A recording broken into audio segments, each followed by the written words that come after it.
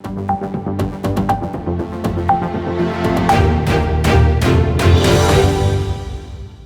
day, everyone. My name is Navneet Anand from Fiji Times and Voice Surgical, local and global here in Sydney. I would be talking to Justin Narayan, MasterChef Australia 2021. Justin, welcome to the show. Thanks so much for having me. MasterChef 2021, what an excitement. Somebody coming from an ethnic background with the Fiji parents and now in Australia. When did you first realize that you can be a cook or a chef? Oh, I'm still figuring it out, to be honest. You learn a lot on that during that competition, and there's some incredible chefs and challenges that teach you a lot about yourself and a lot about cooking. And I think I still feel like I have a lot more to learn to be a great chef and be a great cook. But this is no doubt the start of what will be hopefully a very exciting journey. So do you remember when did you actually got into the kitchen at the first time? Ever? I would have been around 12 or 13 when I got into the kitchen. I would just watch cooking shows like MasterChef and things like that, and try and recreate something that I've seen from telly, and just really enjoyed it.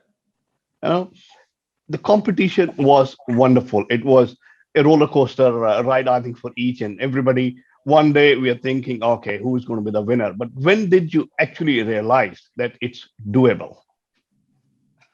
Honestly, that's such a big question. I feel like I took the competition one cook at a time, and I just tried to focus on the cook that I had in front of me, and didn't think too much about that end goal and that big prize at the end. I was just like, oh, there's still a long way to go to get there. And I guess when that final cook finished, I thought, oh, you know what, it could be anyone's game. This could be anyone's chance. I felt really good about that final cook, and yeah, that's probably when it hit me, to be honest, that last cook. So what was the moment that exactly made you step up? Um, I think during the competition, there was a moment in particular I had with Jock, where he was a little bit disappointed in the food I was bringing to the competition, and he was happy with portions of it and not so happy with the rest of it. And so I just wanted to make sure they didn't feel like I was it wasn't taking this competition seriously, and I was putting my best foot forward. And I think from that moment on, I really tried hard to keep working hard, pushing hard, and making sure my results showed on the plate. You know, me from an Indian background and being director of Fiji Times, be with the Times, and you also put it in the same situation. Parents come from Fiji with the Indian heritage. What did you learn from them in terms of cooking?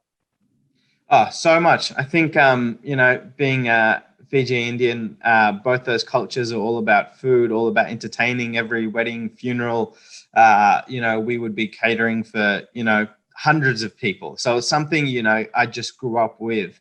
And, someone would come over for tea at 3 o'clock, and then, tea would go longer. And then all of a sudden you have to cook dinner for them and dessert. And all of a sudden mum and, Pati and Tata can produce incredible meals with whatever's in the fridge and whatever's in the pantry. I guess it was like real life MasterChef, and they would be able to do it. And I guess I always loved being around that, loved entertaining, loved seeing people come into your home, strangers, and become friends and become family. And I think that's one of the most beautiful things about our culture is that's what happens. People come over and they have a meal together, and all of a sudden, their uncle, their auntie, you're somehow related, and I absolutely love it. I still remember that childhood times when somebody at the door just rings a bell, no phone call, not telling Yeah. that they're coming, they just barge in, that's it. And that is what I miss a lot in It's these days. Yeah, we miss it too. It's still, after COVID, it's still, honestly, it still happens for us. Like, there'll be someone unannounced rock up, see party, and then all of a sudden I got introduced to so many people every week growing up. It was a lot of fun. You know, all of us have been going through this tough times of pandemic. We haven't visited overseas for a long, long time. Once you get a chance to visit Fiji, what spot would you love the most to visit the first? Oh, that's a very big question. Well, I'm biased towards obviously we fly into Nandi, so I might as well make the most of Nandi. My mum grew up in Malololo there, a small village. So I'd see my nani and mama and, spend some time with family. And then my tata, he used to be, he grew up in a small town in Lambasa. Um, Okay. my dad's from there, and I would love to visit that place again, and just relive all the places he went and what he did. And that's a real special place, Lambasa. Now, how were you able to blend their style of cooking, your parents' style of cooking, and that of your own to get into a situation where you have Yeah. won the Master Chef? Yeah, I think food, coming south, we have South Indian roots, Chennai, and so moving from family from Chennai to Fiji, the food slightly evolved. Some of the spices were different, the produce was different, the fish was different, and Fijian curry, although same, it's made in the same technique, is so different to what you would have in South India. And then we've moved from Fiji to Australia, and again, there's different produce and different fish and different things available, and same techniques and same method, but it tastes different and it evolves. And I guess my food is just like another expression of that same story, seeing food translate from where our forefathers grew up in South India to now what it is here today in Australia. And so I loved being able to incorporate some Australian native ingredients and, incredible fish and seafood that we have here into my food. And I guess that's resulted in some really unique and really tasty food. So I've been honored to do that. Justin, there's some connection between Chennai and MasterChef Australia because exactly the same time, around 3 years ago, I was interviewing another MasterChef 2018, Shashi Chalea. He comes from Singapore, but roots are still from Chennai and South India. What a combination. Who has been your culinary inspiration? Culinary inspiration, honestly, would be my mum and Pati. I think they're genuinely some of the best cooks I know, and maybe I'm biased. There's a lot of nostalgia attached to the food they create, but they would honestly be my inspirations. You know, you've been watching MasterChef for the previous sessions as well. So, what were the lessons that you learned that made you win this session?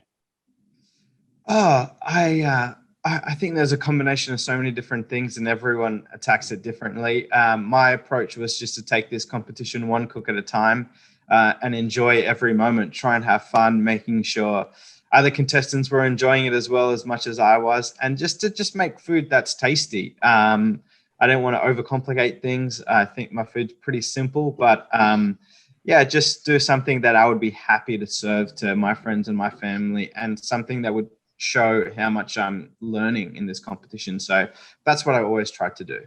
You know, living in Australia, what a food variety that we have in this country.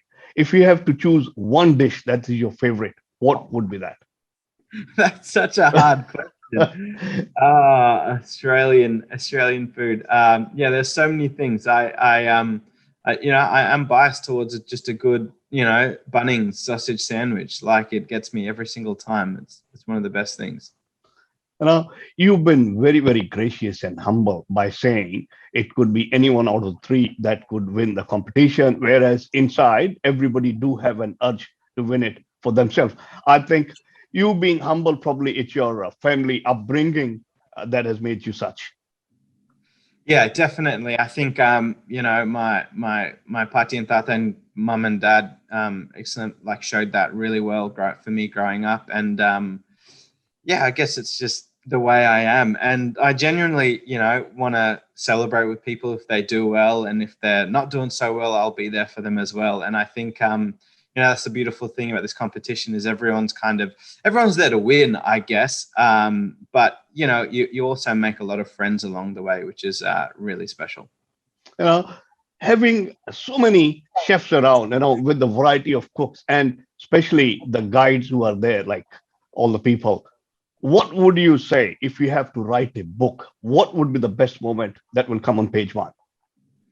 The best moment of the competition for me, I think, wow, it would be yeah, the friendships you make. But the best moment, I think, was that second cook, just in that grand finale, when our friends and when our families walked through the door.